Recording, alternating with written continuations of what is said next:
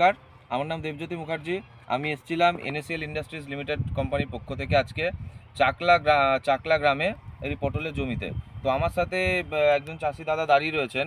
Inner জমিতে আমরা অস্কারের ডেমনস্ট্রেশন করেছিলাম পটলের একটা সাইডে, আর একটা সাইডে দাদা নিজের মতন করে প্র্যাকটিস করেছিলেন।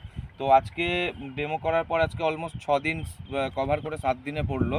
তো আজকে দাঁড়িয়ে আপনার এই দিকটা কি রেজাল্ট এসছে, আমাদের অস্কারের কি রেজাল্ট এসছে, আর বাকি দিকটা যেটা দাদা প্র্যাকটিস করেছিল সেটার কি রেজাল্টের ডিফারেন্সিয়েশন এসছে, সেটা আমরা একটু দেখে নেবো বা দাদার কাছে শুনে নেবো।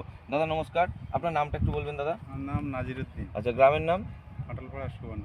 আচ্ছা, আপনার এই যে এই অস্কারটা তো আপনার এই ভাটি থেকে এই সাইডটা ডেমো করেছিলাম নাকি? হ্যাঁ, হ্যাঁ, আর এইটা আপনি নিজের মতন করে করেছিলেন, করেছি।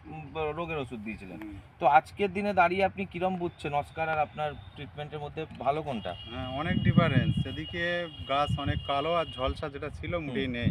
আচ্ছা ঝলসা নেই, আর এদিকে গাছে হাসা সাদাটে কালার হয়ে যাচ্ছে, ফোটা ফোটা দাগ আসছে, আচ্ছা, কিন্তু এদিকে দাগ আসেনি। দাগ আসছে, পাতা আমরাও দেখতে পাচ্ছি পুরো ফ্রেশ আছে। পাতা আর ঠিক। ফলের কিছু পরিবর্তন পাচ্ছেন দাদা?